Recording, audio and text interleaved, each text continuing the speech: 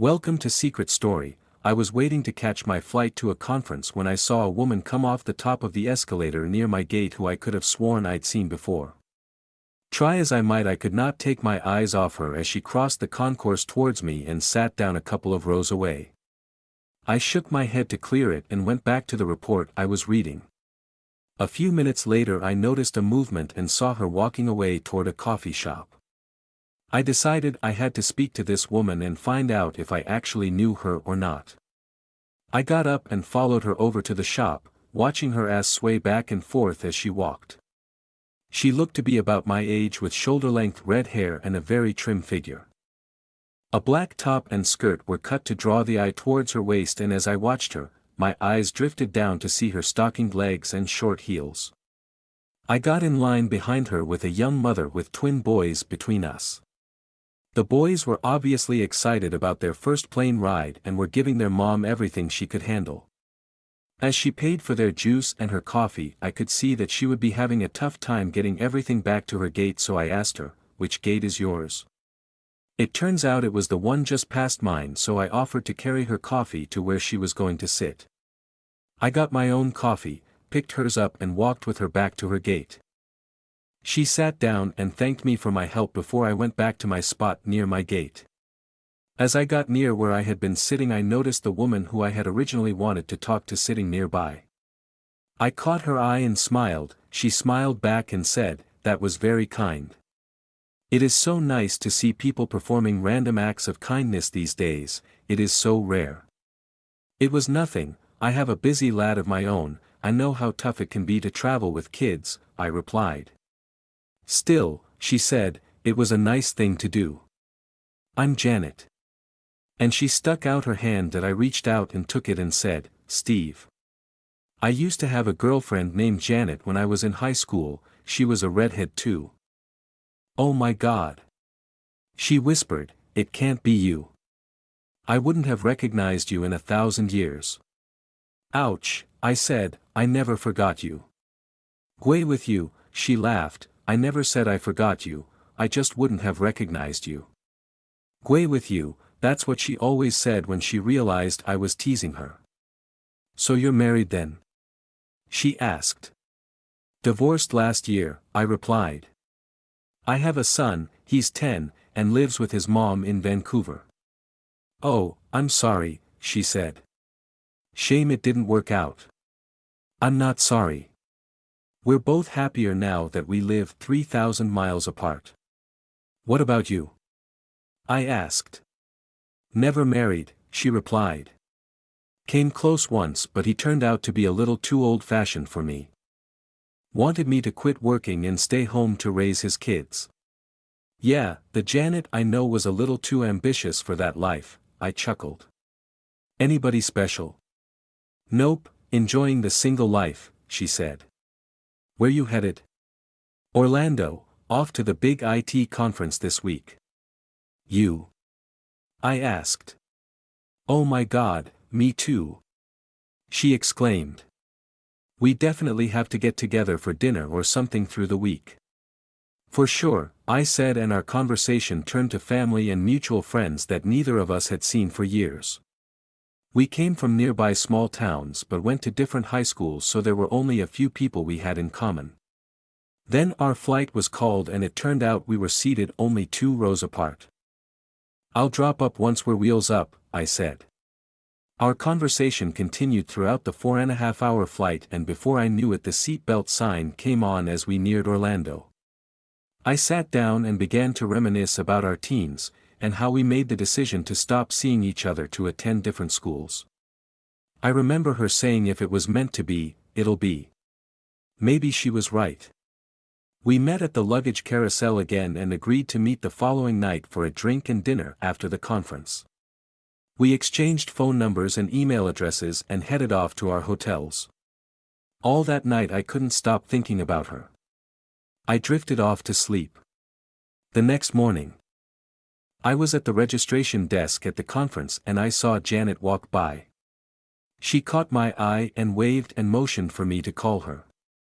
I waved back and nodded as she tossed her hair and walked away. Again she was dressed for attention and the guy at the registration desk said, "Someone you know?" "Only my first girlfriend who I hadn't seen in 16 years until yesterday," I answered. "Wow, cool story, dude," he said. "Well, here's your pass, a copy of the seminar schedule and your lunch coupon. Good luck." I smiled and walked away to find a cup of coffee before the first speaker started. All day I couldn't concentrate on anything at any of the events. Janet was front and center in my mind. About a half hour before the last seminar of the day my phone buzzed in my pocket. I discreetly sneaked a peek at it and saw a text from Janet. "OMG, I am so bored," it said. "Lookin' FWD2 that DRNK." That I quickly typed my reply. Mine came her reply a couple of minutes later. "Meet Reg desk in 20. The speaker wrapped up a few minutes later and I headed to the washroom to get freshened up for my first date with my first girlfriend in 16 years. I made my way over to the registration desk and she skipped over about 5 minutes after I got there. "You ready?" she asked. "Are you kidding? I've been waiting 16 years to buy you a drink," I replied. We went outside to hail a cab and on the way to her hotel. She slid over next to me. I looked at her and raised one eyebrow. She just smiled and said, "I remember how much I liked snuggling next to you." I was curious if it was still the same. I put my arm around her shoulder and pulled her in close for the rest of the short ride. When the cab pulled up we got out and I paid the fare. Janet took my hand and we walked into the lobby. We stopped at the entrance to the bar, an old English-style pub actually, and she said, "Do you mind if I just go up to my room and get changed? These shoes are new and they're still not quite broken in." "Sure," I answered, "I'll get the drinks in." "What'll you have?" "Long Island iced tea, please." "I'll just be a few minutes." She pecked me on the cheek and headed to the elevator. She was only gone for about 5 minutes when she came back in wearing slacks and a silk blouse. Her hair was up in a ponytail and she had touched up her makeup. I was expecting jeans and a t-shirt. I laughed as she sat down. "I wasn't sure where you wanted to go for dinner, so I figured I'd dress up a little." She raised her glass to mine and offered a toast. "To old friends," she said, smiling. "To old friends," I answered and we both took a sip. That tastes like about 10 more," I said as I set my beer on the table. Janet just laughed and it was just like we were kids again. She was so easy to talk to and when she laughed her whole face lit up. I started to think I was a fool for ever letting this girl get away from me. "Hungry?" I asked. "You bet." "I wonder what's good," she said as she picked her menu up off the table. We both perused it briefly and both decided on steak and seafood. While we waited for our meal we talked about the conference and which events we were going to take in through the week. It turned out that on Wednesday afternoon we had both planned to skip the seminars and see the sights. "I know," she said, "let's rent a car and go to the beach." "That sounds like a plan," I said. "I'll pick up a car and I'll pick you up here after lunch." "I can't wait to tell Imelda," she laughed. "She is going to absolutely freak when she hears we ran into each other. She always said I was crazy for letting you get away." "Smart girl." "Your sister," I said with a wink. "I was just thinking the same thing." "What, that you shouldn't have let me get away or that I'm crazy?" she asked. "That I shouldn't have let you get away, of course. I've always known you were crazy," I replied. She stared at me and looked right into my eyes. "This is going to get complicated, I think," she said softly. "You may be right there," I replied. "Let's just have dinner and not get ahead of ourselves." Just then dinner arrived to break up the awkwardness between us. She asked about my son and how often I saw him and the kinds of things we did together. I told her about fishing and camping and that he was turning into a good athlete, how much I miss him when he's with his mom and how we try to fill every minute of the month he spends with me every summer with as much fun as we can. "I always thought you'd be a great dad," she said. "You were always so good with my brother Gary, he thought the world of you, everybody did." We were quiet again as we finished our meal. After the waiter took away our plates, we ordered another drink. Janet looked at me and said, "I never realized until now how much I missed you. University was so busy and then we both moved on. Make you wonder what if, doesn't it?" "What if," I said, "we picked up where we left off? We only live a couple of hours apart, we could see each other once we get back home if you'd like." "Let's see where we are on Friday," she replied. "I've been burned a few times and I'm a little gun-shy." "Okay," I said. "So do you want to do anything tonight?" "They've got a band here later," she said, "let's just stay here for a bit." "Excuse me, I have to go to the ladies' room." I stood as she did and waited for her to leave before I sat down. She came back a few minutes later, but instead of sitting across from me, she sat in the chair next to mine. That I reached over and took her hand in mine, feeling the familiar warmth and remembering how our hands fit so nicely together. There was music playing softly in the background and she looked at me and said, "Man, I haven't heard this one in a long time." I listened carefully and realized that we had danced to this song at high school dances. That I stood up and asked, "Would you like to dance?" "Oh wow, you remembered," she whispered as she stood up, and I led her to the small dance floor in front of the stage where the band was setting up. When we got back to the table, an older lady at the next table asked, "How long have you two been together?" 19 years, replied Janet. "We were high school sweethearts for 3 years and then took a 16-year break before bumping into each other in the airport yesterday." "Really?" "We were watching you dance and I said to my husband that it looks like you two have been together for years," the lady said. "In a way, we have," I offered. "I'm not sure I ever really got over her."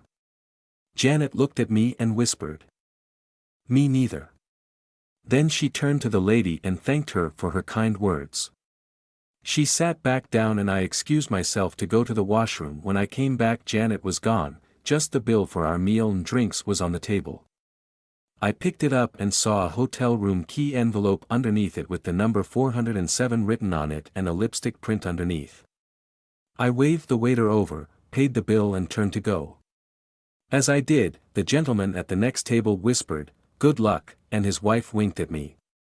I flushed a little, nodded and headed for the elevator. I got to her room and tapped on the door.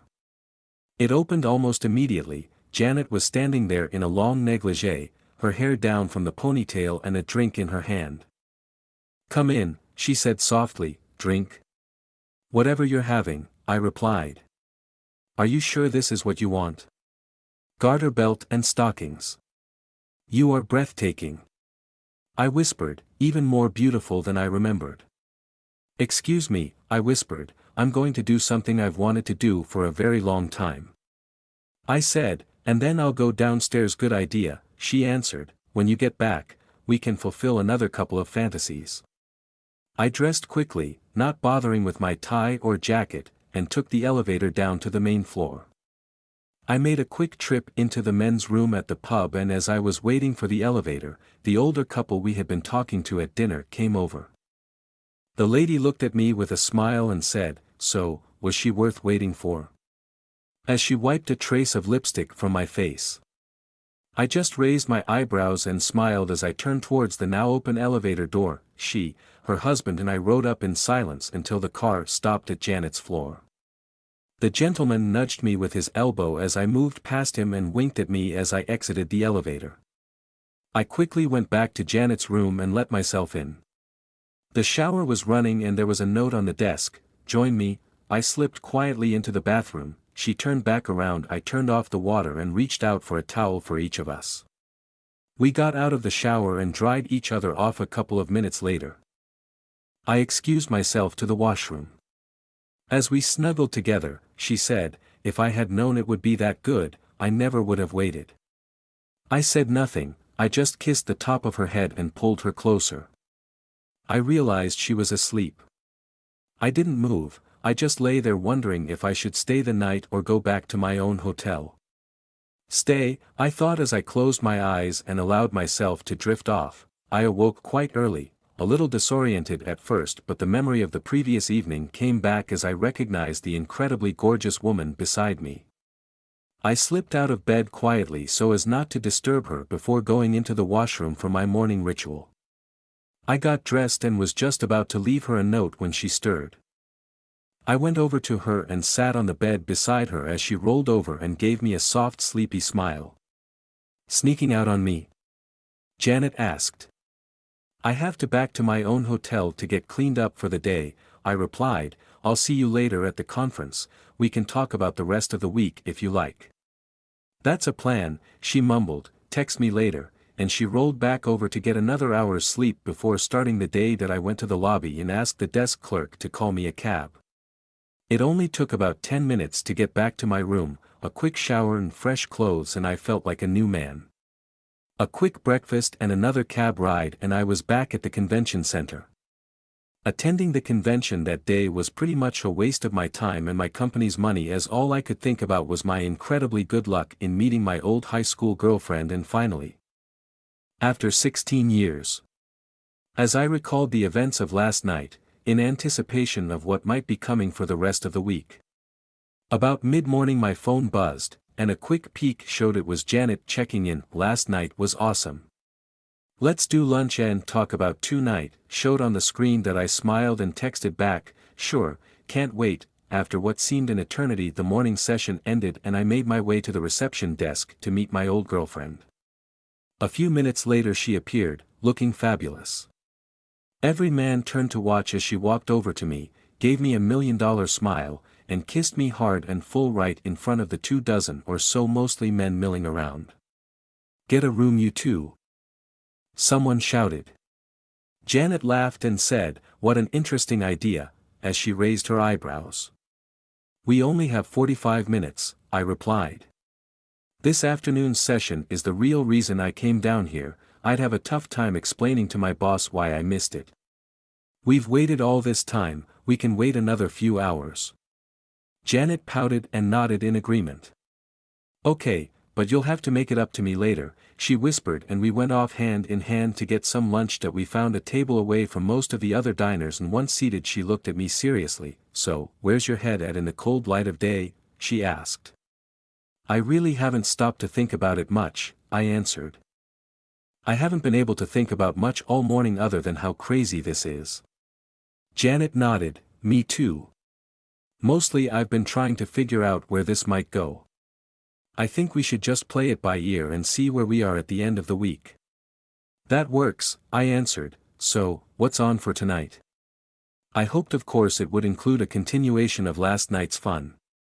"How about we go to the outlet mall before dinner?" she said. "I want to spend some money on clothes and I need to get some gifts for a few folks. Let's get that out of the way so we can concentrate on other things later." Lunch ended way too soon and we made our way back to the convention hall, sharing a quick kiss before parting for the afternoon. "I'll meet you at your hotel at about 5:30, we'll head out to go shopping and have dinner." The lecture droned on. Turns out it wasn't nearly as interesting as he had thought it would be. I'd have been better off going back to my hotel with Janet and spending the afternoon in. I snuck out early, texted Janet that I was leaving, and would see her at my hotel to go shopping and then get dinner. That I got a quick reply, "I got your dinner, right here." It read, then a photo came in of her and she replied with 2 more pictures. "You're still a tease." I replied. She texted me at 5:30 sharp, just as the taxi delivered her to my hotel. I met her in the lobby. She opened her arms for a hug which immediately turned into a warm nice, she purred. "Ready?" I nodded and we hopped into the rental car I had picked up after leaving the conference. We were planning on skipping off the next afternoon and going to the beach, so I figured picking it up a day early wasn't a bad idea. The trip to the outlet mall only took a few minutes. Our fingers were laced together the entire way.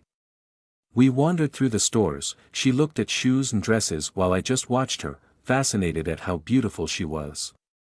She was always pretty, beautiful in my eyes, but now she was drop-dead gorgeous. She could have any man she wanted. What on earth did she see in me?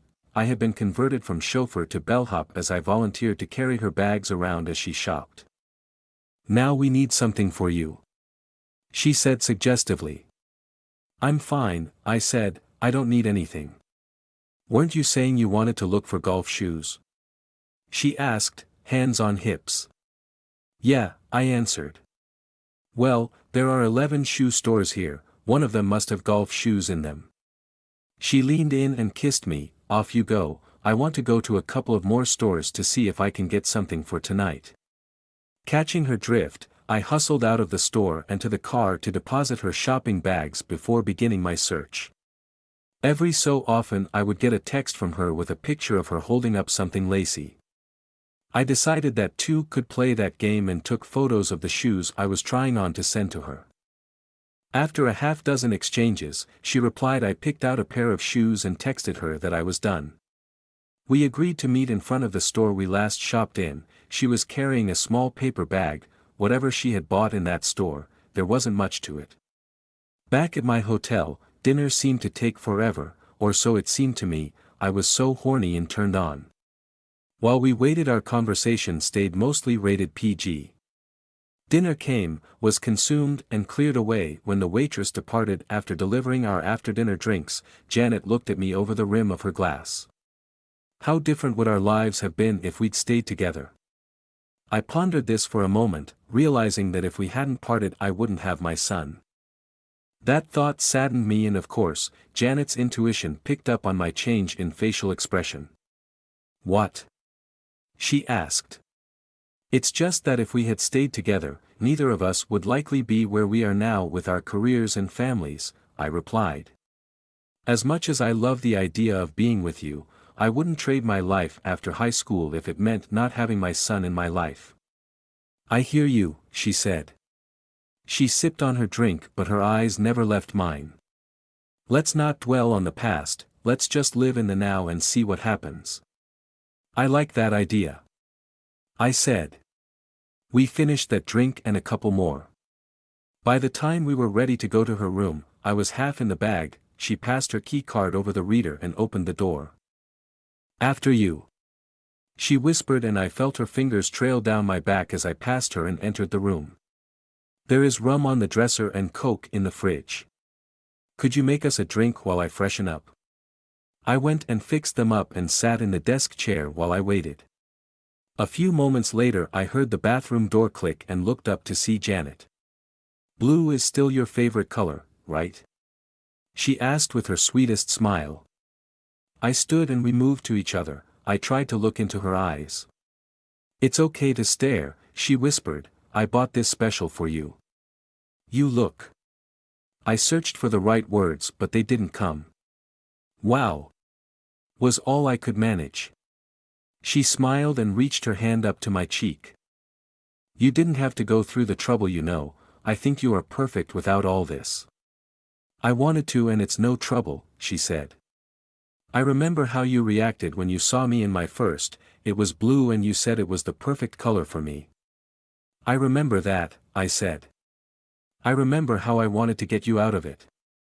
I do have one regret, she said softly. I wish you had been my first. You are worth waiting for, I answered, but it wasn't for lack of trying. Can I tell you something? She asked. I nodded for her to go on. Remember that night behind the school gym when I stopped your...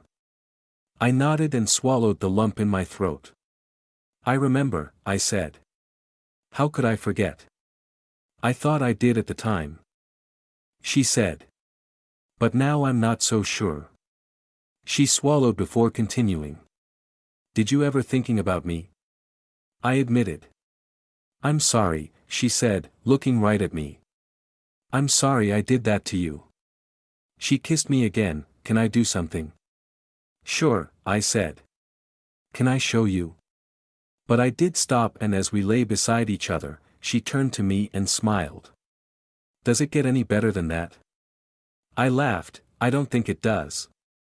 She started laughing with me and we held each other tight. When her laughter subsided, she looked into my eyes. I thought this would be complicated, but it's not, she said. My return look must have been odd because she continued, I made a mistake 16 years ago. I should have gone away with you. We weren't ready for that back then, I countered. I'm ready for it now, she replied. Her face told the tale. She meant every word she was saying. Does this mean? I asked. It does, she said, and she leaned in and kissed me. Are you sure? I asked. I mean, I think so too, but I don't think I could stand it if we fell headlong into this and it didn't work out. She sighed and gathered her thoughts. You know how they say there are only two certainties in life? I nodded. Well, there are three. Death, taxes, and how I feel about you. How do you feel? I asked. You're going to make me say it, aren't you? She smiled. I smiled back and nodded. Okay, here goes. She took a deep breath. You remember what we said to each other after graduation? I do, I said. We said we loved each other. I was wrong then, she said. I thought I loved you, I really did, but I wasn't old enough to know what love is. I'm old enough now. Another kiss. I love you, I am certain of it. I have always loved you, I replied. I feel differently now than I did back then, but I have never doubted that I loved you. You weren't my first, I said, but you will be my last. I like the way you put that, she whispered. That was the last thing either of us said before we fell asleep that I awoke with a strange good morning. She whispered finally. I could stand no more. Would you wake me up every morning like that? I asked between kisses. It wouldn't be special if I did, she said with her winning smile. I begged to differ. I objected that we dried off and then dressed. The rest of the week was much the same, attending the now boring conference by day and spending each night in each other's arms. Finally, it was Friday and we had to face boarding that airplane back to reality. As the plane descended, she took my hand. Now what? She asked me. Now, we keep seeing each other as much as we can and make the most of our time together, I answered. And after 6 months or a year, then what?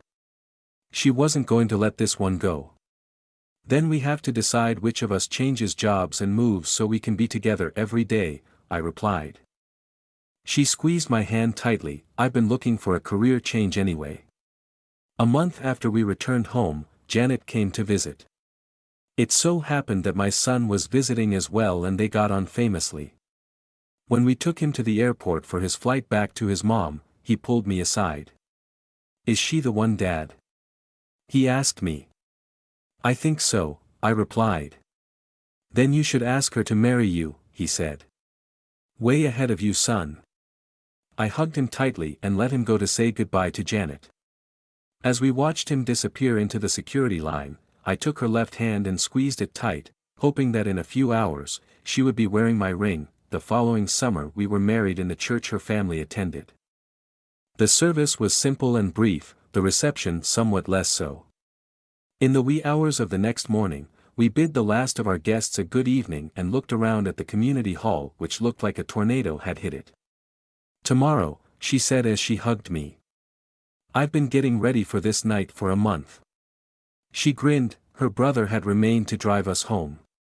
We arrived at our reserved hotel and after accepting congratulations from the few staff members that were in the lobby, made our way to our room. Our bags were already in the room, so all that was left was for me to carry my bride across the threshold. She laughed loudly and squealed when I scooped her up, and after the door closed behind us I stopped to survey the room. There were candles everywhere and beside the bed was chilled champagne along with a large dish of strawberries and a vat of chocolate that was being kept warm by a small candle. Did you do this? She asked. I shook my head and she squirmed for me to put her down. On the pillow was a red envelope. She picked it up and removed the card. Have a night you will never forget. She read from the card. She just looked at me. I always liked your sister. I said. I moved to my wife and took her in my arms. And I promise, I will never forget this night. Oh my darling, you most certainly will not. She leered. You pour the champagne while I get ready. A few minutes later she emerged, after our kiss broke. She collected our glasses and we toasted each other. To us, she whispered. It took a while but we got here in the end. To us. I replied and we sipped from the flutes, our eyes never leaving each other. Now for my gift to you. she said as she set her glass down. As I moved to help her, she stopped me. Let me, she commanded, and she returned to her task. After a few minutes, we turned to lay on our sides to face each other. When I awoke, my bride was sleeping peacefully beside me. What a nice thing to wake up to. She whispered. 20 minutes later, we were clean and as presentable as we could be after such a long and emotional day.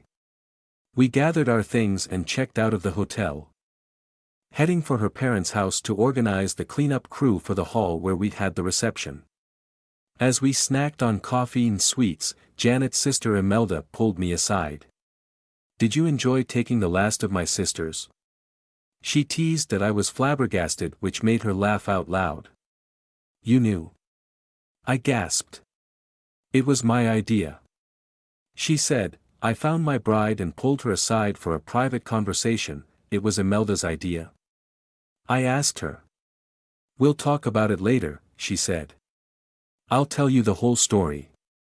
By mid-afternoon, the hall was restored to the state it was in before we had trashed it, and Janet and I were at my parents' house for supper. They kept my son overnight while we celebrated and consummated our marriage, but now he seemed to want to spend every second he could with his stepmom.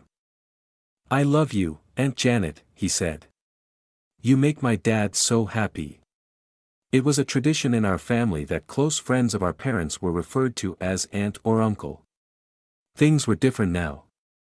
I guess now that your dad and I are married, you really can't call me Aunt Janet anymore, she said.